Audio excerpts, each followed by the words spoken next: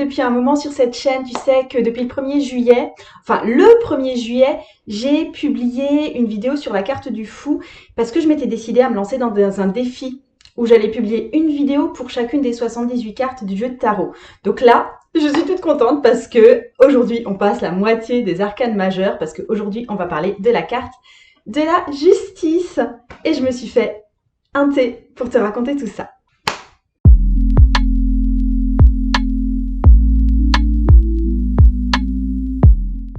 Je voulais te souhaiter déjà bienvenue sur ma chaîne. Moi, je m'appelle Margot, je suis psychopraticienne spirituelle et tarologue.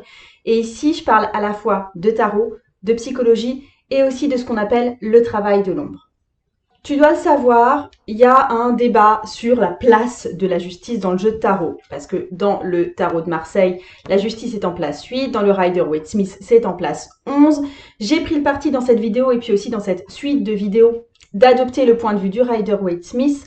Mais honnêtement, j'ai pas de préférence qui soit vraiment marquée. C'est vraiment parce que j'avais décidé de me référer au Rider-Waite-Smith.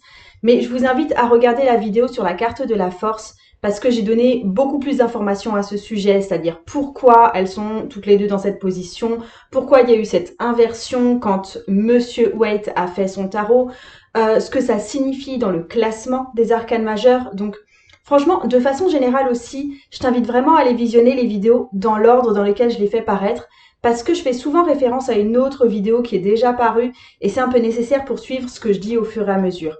Donc, ça me semblait pas évident d'emblée que je fasse des vidéos qui doivent être regardées dans l'ordre, mais en fait, ça me semble de plus en plus logique, de plus en plus normal de faire comme ça.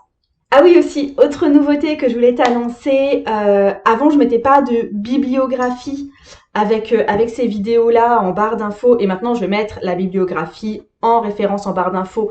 Donc, tout ce que je te dis là, ça vient beaucoup de mes réflexions personnelles, ça vient de mon étude personnelle, ça vient aussi de beaucoup de morceaux pris dans diverses vidéos sur YouTube, de blogs, des petites lectures occasionnelles que je peux avoir, donc c'est pas forcément référençable, mais je m'appuie aussi sur forcément des livres qui me sont très très chers, et tous ces livres-là, je vous les donne en dessous.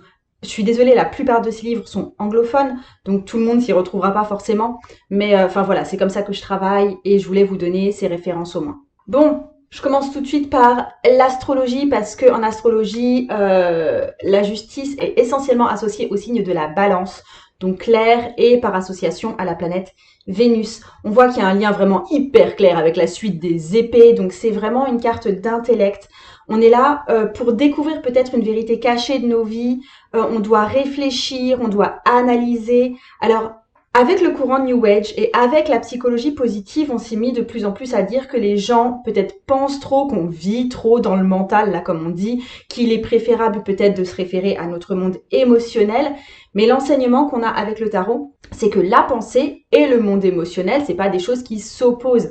Il y a pour avoir une vraie analyse de la situation, ça demande, oui, de connaître nos émotions et ensuite d'aller examiner ces émotions et les événements qui ont pu les provoquer. Je prends la carte du tarot de Marseille pour te dire que la carte de la justice est avant tout une carte d'équilibre. Alors, j'attire votre attention, là, dans la carte du tarot de Marseille, il y a vraiment un point focus sur l'équilibre, c'est pas la perfection. L'équilibre, c'est pas la symétrie parfaite. On a ça dans les cathédrales, il n'y a jamais de symétrie absolument parfaite.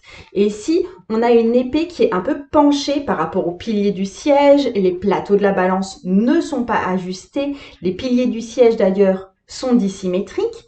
Et du coup, on a même l'impression un peu que la femme, elle triche avec son genou, qu'elle pousse un des plateaux vers le haut, du coup qu'elle va peut-être arranger la vérité à sa manière. Donc c'est vraiment une carte qui a une impression de symétrie, mais qui en fait n'est pas symétrique. C'est super bien illustré ça dans le tarot initiatique, avec vraiment ce parti pris de regarder ça de façon mais complètement asymétrique pour le coup. Il y a vraiment avec ça, je trouve, une invitation à ne pas être figé dans la perfection, à pas vouloir que tout soit hyper carré. Ça permet peut-être une part de réflexion et plus loin une part de ruse. Ça permet un certain dynamisme, une certaine prise de position. Ça permet la réflexion. C'est vraiment une carte d'équilibre extérieur. Donc, on a un équilibre qui va être trouvé ou un équilibre qui est vécu et qui est présent dans la vie du consultant, même si c'est pas encore super conscient pour lui. Il y a une idée de devoir rétablir la balance. Si on met cette carte en perspective avec tempérance, là, on parle vraiment d'équilibre intérieur, au sein de soi. C'est vraiment une carte de yin et de yang, celle-là. Mais la justice, on parle vraiment d'équilibre extérieur, en lien avec les choses autour de soi, en lien avec le monde. C'est aussi possible avec cette carte que le consultant ait un choix important à faire, qu'ils doivent trancher avec justesse. Et là, on se rapproche plus peut-être de la carte des amants, parce que les deux parlent d'éthique et parlent de se positionner. On est dans le même dilemme peut-être. Mais avec les amants, c'est une décision éthique qui va vraiment concerner notre vie, et la justice, on est dans une décision éthique qui aura sans doute aussi un impact sur le monde autour de nous. Je prends la carte du Rider-Waite cette fois. Cette carte, elle évoque fortement le sens de la responsabilité également. Ça évoque peut-être une sorte de retour de bâton, en positif ou en négatif, c'est-à-dire par rapport à ce qu'on a fait, il y a un retour à l'équilibre. Ça se rapproche aussi de la roue de fortune, qui est le retournement du destin. Cette fois, dans la roue de fortune, c'est hors de contrôle du consultant. Et la justice, ça parle plus de la justice des hommes, pas de la justice divine. La roue de fortune, c'est peut-être la représentation de la vie d'une personne, c'est-à-dire les événements, qui on est, ce qu'on fait, et si on comprend tout ça, on arrive dans la responsabilité qui est incarnée par la carte de la justice, qui fait juste suite dans le Rider-Waite-Smith à la roue de fortune. On est dans les cartes 10 et 11. Donc si on prend pas la responsabilité de ce qu'on a vécu, de ce qu'on a fait, le passé, ça va rester un mystère, et le futur, ça va être rien d'autre qu'une roue qui tourne sans fin et sans signification. Par contre, quand on accepte que chaque événement, ça va nous former, ça va nous transformer. Quand on accepte que dans le futur, on continuera de devenir qui on est à travers nos actions. Là, on parle de la justice comme une carte d'action un peu plus tard dans la vidéo, donc j'y reviens. Si on fait ça, alors la sagesse nous permet de percer les mystères de cette roue de fortune. En plus, accepter la responsabilité de sa vie, c'est vraiment aller se libérer de son passé, parce que il n'est pas vraiment possible d'échapper à son passé si on ne devient pas conscient et responsable de ce qui s'est passé justement. Sinon, on répète sans fin les mêmes schémas. Avec cette carte, il est possible aussi tout simplement qu'il soit question de contrat, de jugement, de choses à signer. Et là, on voit qu'il y a un équilibre qui va être rétabli la plupart du temps. Dans ce cas, la carte, on peut dire qu'elle va être favorable au consultant. La plupart du temps, c'est sous l'angle, le jugement va pencher en votre faveur, ou le contrat va être signé à ton avantage, etc. Je voulais faire un petit détour par la carte de la justice dans le Mariel Tarot, que j'adore, où on représente la plume, en fait, de la justice. Dans la mythologie égyptienne, après la mort, notre cœur doit être pesé et comparé au poids d'une plume. Et si le cœur est plus lourd que la plume, ça indique que le défunt est lourd de ses péchés, de ses regrets, de ses actions négatives, et du coup, il va être dévoré par Amout, qui est une déesse qui vient dévorer les âmes, qui est à la fois hippopotame, crocodile et lion. La nana, elle est super joyeuse, quoi, dans sa vie. Mais voilà ce que ça signifie aussi, il y a une référence à la pesée des âmes dans l'Égypte ancienne. Si on parle de confrontation, ce qui est possible aussi avec cette carte, surtout si on parle justement de jugement, de contrat, ça peut indiquer qu'un équilibre sera atteint et qu'il y aura une justice pour toutes les parties qui sont en jeu, qui sont à prendre en compte. Donc c'est pas forcément ce qui peut arriver de plus super chouette au consultant, mais c'est ce qui va être le mieux pour chacun, où tout le monde va être un peu gagnant selon ses besoins. Donc là, c'est vraiment à mettre en rapport, attends, je prends des arcanes mineurs, c'est vraiment à mettre en rapport avec les cartes qu'on va trouver autour quand on va faire un tirage. Par exemple, si on l'associe au 3 de coupe, ça va être dans un cas de confrontation ou d'équilibre à avoir avec nos amis proches. Avec le 4 de bâton, ça va être avec notre cercle amical peut-être plus large. Si on parle du 3 de denier, ça va être un équilibre à atteindre avec peut-être nos employeurs, éventuellement nos collègues. Avec le 10 de denier, là on parle peut-être de famille au sens large, de notre ascendance. Et pour le 10 de coupe, c'est peut-être la famille restreinte, la famille vécue comme ceux qui vivent avec nous. Je fais une petite pause. J'avais envie de te dire que si tu veux aller plus loin avec moi, Abonne-toi à cette chaîne parce que ça m'aidera moi et puis ça t'aidera toi à rester au courant de ce que je fais. Le plus simple aussi, c'est d'accéder à une vidéo exclusive qui t'emmène un peu plus loin dans ma perspective. Donc ça, c'est une vidéo qui te montrera comment et pourquoi passer d'une spiritualité un peu doudou à une spiritualité qui a une vraie utilité là dans ta vie d'être humain. Je te mets le lien en dessous et en même temps, ça te permettra d'être abonné à ma newsletter. Donc, tu trouveras vraiment le lien pour ça sous cette vidéo. Faut aussi que tu saches que je communique énormément sur Instagram, beaucoup plus que sur YouTube. Et donc, tu trouveras là aussi le lien en dessous.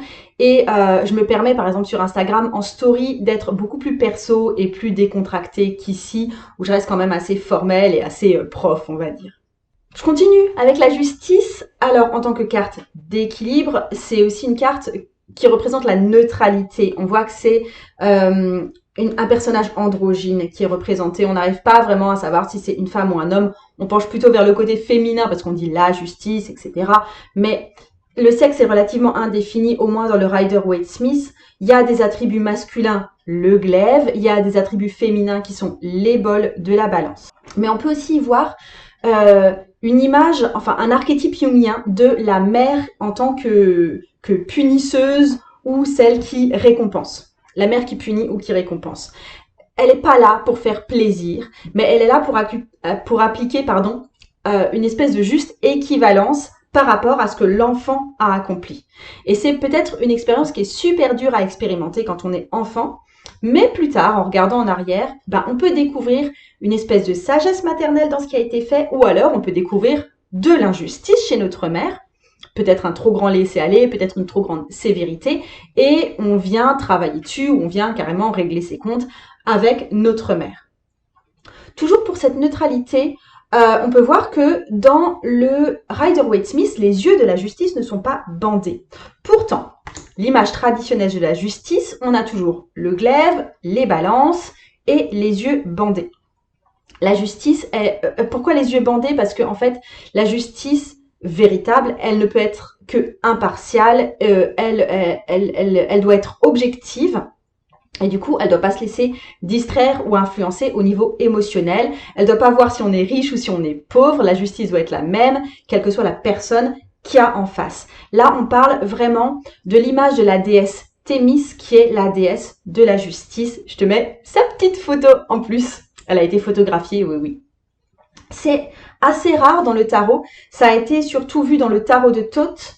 Je te montre l'image où on a la justice avec les yeux bandés. Et ça a été repris dans le Urban Tarot parce que le Urban Tarot est un tarot qui dérive du tarot de Thoth. Mais dans la carte de la justice plus traditionnelle, les yeux ne sont pas bandés.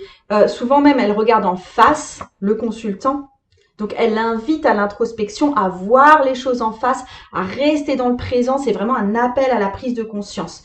Et sachant que en même temps, il y a toujours une espèce de froideur objective qui persiste quand même. Je trouve qu'on le voit beaucoup là dans la carte de Wildennown. C'est une carte très froide, un peu très très en recul en fait. C'est pas une carte sympathique. C'est une carte qui peut être facilement assez dure. Je voulais aussi pour illustrer cet esprit de froideur, de devoir prendre des décisions lourdes, de devoir trouver l'équilibre, de trouver justement la justice. J'avais envie de te raconter l'histoire du roi Salomon, un peu comme une illustration de cette carte de la justice. Et j'avais aussi envie de te montrer la justice dans le Lost Forest Tarot, parce qu'on a cette image très décisive et très... ouais, je fais ce qu'il faut, en fait, quoi qu'il en coûte. Donc, pour l'histoire du roi Salomon, il y avait une dispute entre deux femmes et chacune disait qu'il y avait un bébé qui était le sien. Donc, il y a Salomon qui a demandé à chacune des femmes d'exposer son problème et chacune des femmes a dit que ce bébé, c'était son fils, elle l'aimait plus que tout au monde et du coup, le roi Salomon a proposé une solution, c'était simplement de couper le bébé en deux pour que chacune des femmes ait sa moitié de bébé et puis comme ça, on n'en parle plus. Donc, il y a une des femmes qui a été indifférente en mode « ouais, c'est bon, ok, on y va, on coupe le bébé en deux, comme ça tout le monde sera content ». Et l'autre, elle était complètement bouleversée et elle a proposé que l'autre femme adopte l'enfant. Du coup, Salomon, ça lui a permis de reconnaître la vraie mère puisqu'elle a préféré que son enfant vive, même si c'est avec une autre femme qu'elle-même. Donc, la décision de Salomon, on voit qu'elle est assez cruelle, qu'elle est expéditive. Ça démontre son impartialité, ça démontre son objectivité et donc son sens de la justice. Par contre, ça démontre aussi que les sentiments humains peuvent être vraiment piétinés par l'application de cette justice. C'est une carte qu'on va placer avec les cartes de vertu cardinale, donc avec l'ermite qui est la vertu cardinale de la prudence, avec la force qui est la vertu cardinale de la force, et avec la tempérance qui est la vertu cardinale de la tempérance. Et donc la quatrième, c'est la justice, qui est l'intégrité, qui est le fait d'appliquer la loi. Là, je t'invite aussi à aller voir la vidéo de la carte de la force où j'explique vraiment le principe des vertus et leur sens ancien. Je passe maintenant à l'explication de cette carte selon les 3 lignes des arcanes majeures classées par groupe de 7. J'en ai parlé largement dans toutes mes autres vidéos.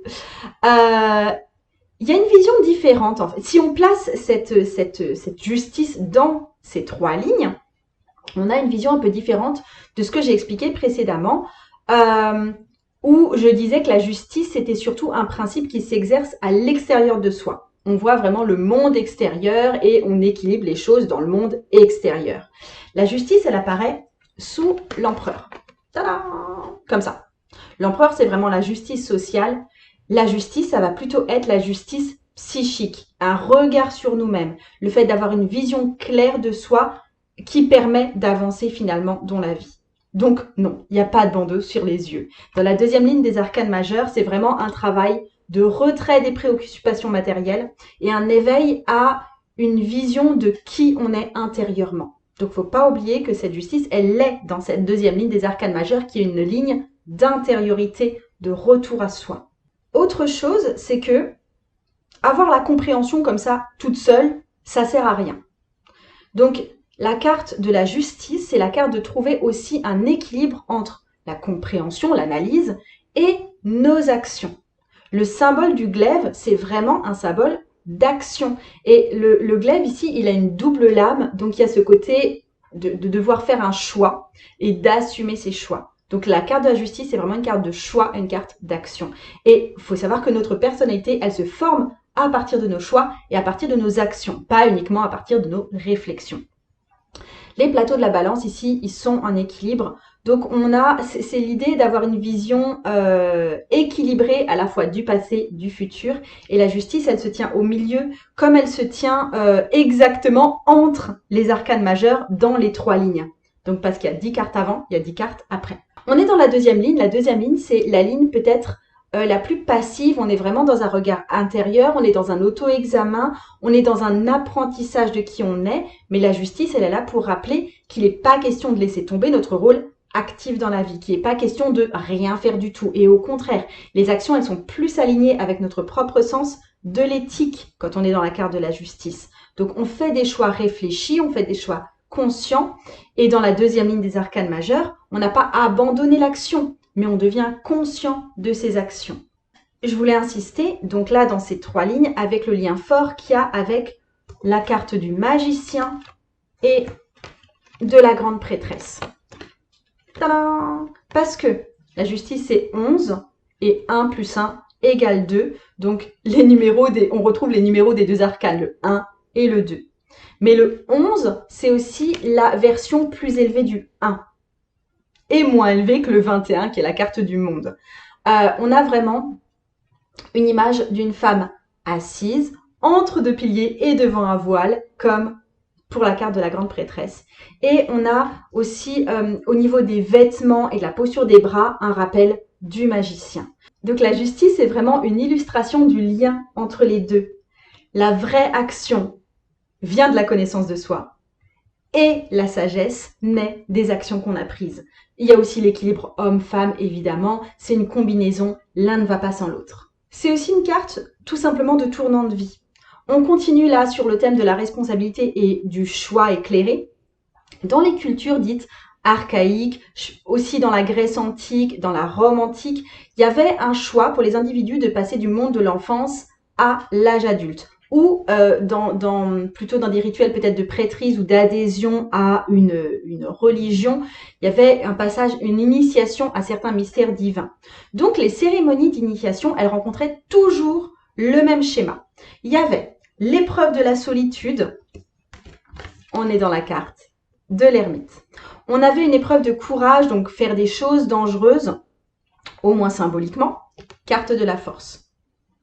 Ensuite, on avait une vision du monde avec beaucoup de mise en scène, qui est représentée par la roue de fortune. Et enfin, vient le temps de la justice, où on va interroger la personne sur des questions clés concernant son adhésion à cette nouvelle culture, on va dire, et surtout, on lui demande de faire son choix. Ça ressemble vraiment à, je ne sais pas si tu connais le film Divergente, ou le livre Divergente, parce que c'est aussi un livre. C'est vraiment le moment où Triss, elle va choisir de verser quelques gouttes de son sang, soit sur le plateau des altruistes, soit sur le plateau des audacieux, soit sur le plateau des érudits, soit sur le plateau des sincères, soit sur le plateau des fraternels. Il y a vraiment, elle va, au cours d'une cérémonie, elle va faire son choix. Et ce choix, c'est vraiment le moment de la justice. Et le rôle de cette partie de l'initiation, c'est que la personne reconnaît qu'elle fait partie du processus. Elle est responsable de ce qui va en résulter. C'est vraiment un rituel qui va symboliser la vie, la mort, la renaissance. Et ça demande un immense courage. J'en ai fini avec cette carte de la justice. J'espère vraiment que ça t'a plu. Donc, n'hésite pas à commenter, n'hésite pas à t'abonner. Moi, je t'embrasse bien, bien fort et le tarot peut changer ta vie.